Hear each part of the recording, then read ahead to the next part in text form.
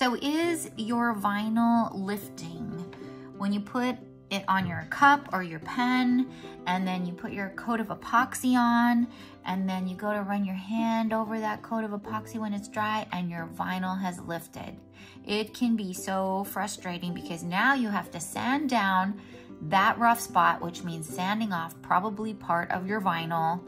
And it has happened to me so many times when I first started tumbler making until I learned this trick. And I want to show you how to do this so your vinyl will not ever lift if you follow all of these 3 steps that I'm going to show you, okay? So first of all, I'm making a pen for a coworker that I designed, and this coworker is leaving. So you guys, it might be backwards. NICU, memories, friends. And I work in NICU, so feet, koala bears, lots of love. But I am gonna put, I made her name in an offset. I hope, let me see if I can do this right. Her name is Tamra. Hello, Tamra, I love you and I will miss you forever. So I did it in an offset. So there's 2 layers of vinyl here, which even makes your vinyl lifting more problematic because you have 2 layers, but this will work, I promise. You take a coffee filter, okay? I'm gonna put some alcohol on it. I have a rubbing alcohol that I've put in a spray bottle. I got this spray bottle, hydrogen peroxide, from the Dollar Tree. I emptied out hydrogen peroxide, cleaned it out, and I use it for alcohol to spray. So you take this, and the place where you're gonna put your vinyl, you wanna make sure it's clean because you've been touching it and you don't realize it, but your fingerprints, your fingers have oil on them, and it can cause your decal to not stick. And that will be a spot where it will lift if you don't clean it off and make sure that you've stuck your decal on really well.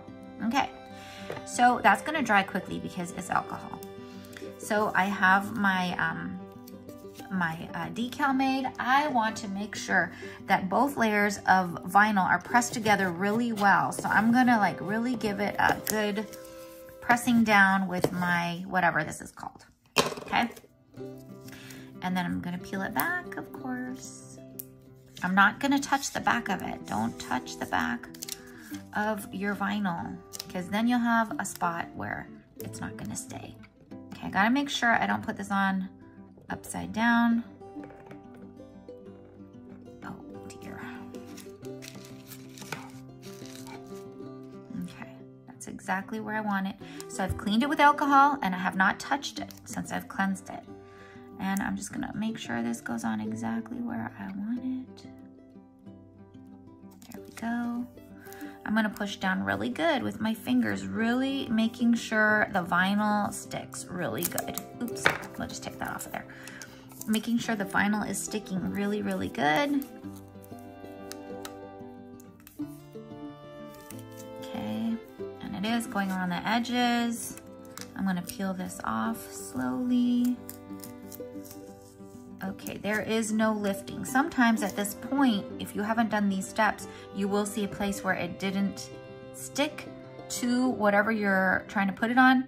Just stop and start over at that point, because if you think, oh, I'm just gonna try and put it down, I'm gonna try and put it down, when you epoxy, it will lift.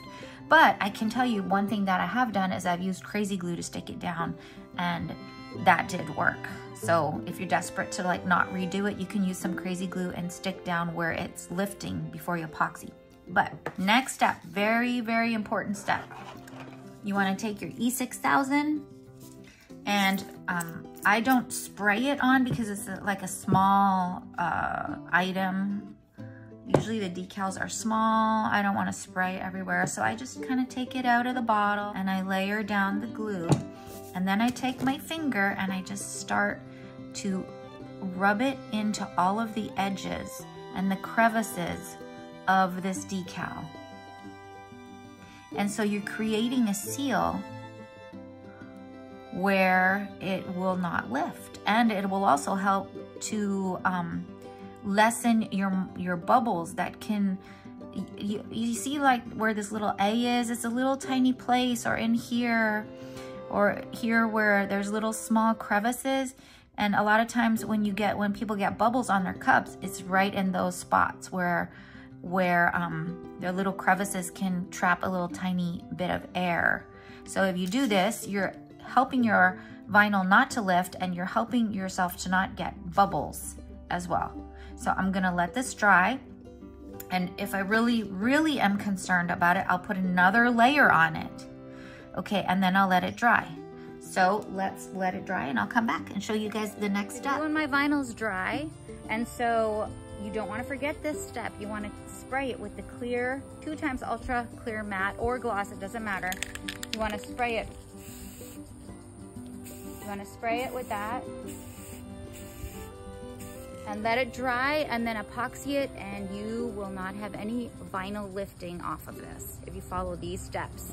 All right, well, let me know if it works, or if you have any other tips to add to what I've taught, and put it in the comments below. Subscribe, please. Like my channel, I really appreciate it. Bye.